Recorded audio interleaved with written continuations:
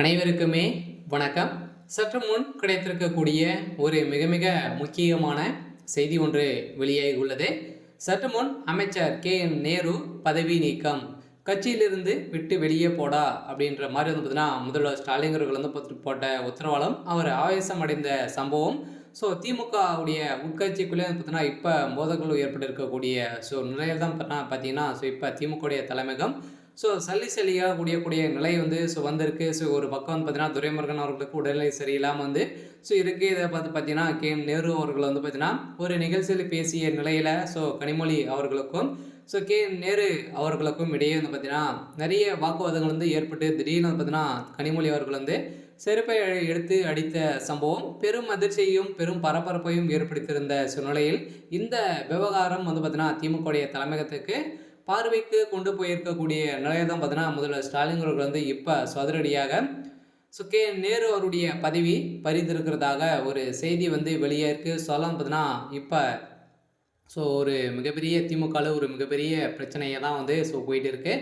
இதை பற்றி இந்த வீடியோவில் நம்ம முழுமையாக பார்க்கலாம். அதுக்கு முன்னாடி நம்ம சேனலுக்கு இப்போ தான் நீங்கள் முதல் முறையாக வந்திருக்கீங்க அப்படின்னா மறக்காமல் நம்மளுடைய சேனலை சப்ஸ்கிரைப் பண்ணி சப்போர்ட் பண்ணுங்கள். வாங்க வீடியோக்குள்ளே போகலாம். பார்த்தீங்கன்னா ஏற்கனவே திமுகவுடைய ஒரு மூத்த அமைச்சராக இருக்கக்கூடியது தான் KN நேரு.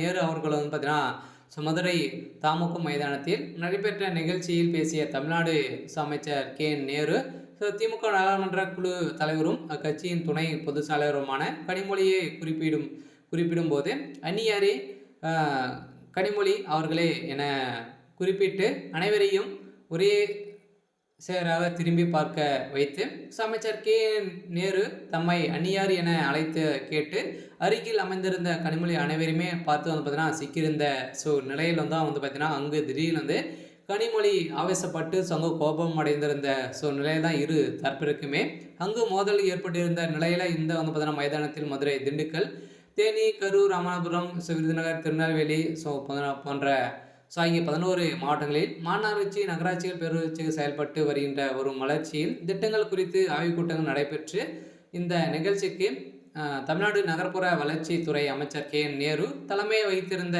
நிலையில் தான் பார்த்தீங்கன்னா அங்கு பேசிய KN நேரு அவர்களுக்கும் கனிமொழி இடையே இருவருக்குமே வாக்குவாதங்கள் ஏற்பட்டிருந்த நிலையில் தான் பார்த்தீங்கன்னா அங்கு திடீர்னு ஒரு கலவரங்களாகவே மாறி இருந்த நிலையில் இதுக்கு அடிப்படையில் வசதிகள் செயல்பட வேண்டும் என அடிக்கடி அடுக்கடுக்காக கோரிக்கையை வைத்து முன்வைத்திருந்த நிலையில் இந்த நிகழ்ச்சியில் கனிமொழி அவர்கள் பேசிய சம்பவத்தால் திடீர்னு இருவருக்குமே வாக்குவாதங்கள் ஏற்பட்டிருக்கு. இந்த நிலையில் தான் இந்த இருவருமே பிரச்சனைகள் திமுகவுடைய தலைமையகத்துக்கு போக KN நேரு அவர்களுடைய பதவி பறிக்கப்பட்டதாக செய்தி வெளியாக இருக்குது. சரி, ஓகே. இன்றைக்கான அப்டேட் இதுதான். மறக்காமல் நம்மளுடைய சேனலை சப்ஸ்கிரைப் பண்ணி சப்போர்ட் பண்ணுங்கள். தேங்க்யூ.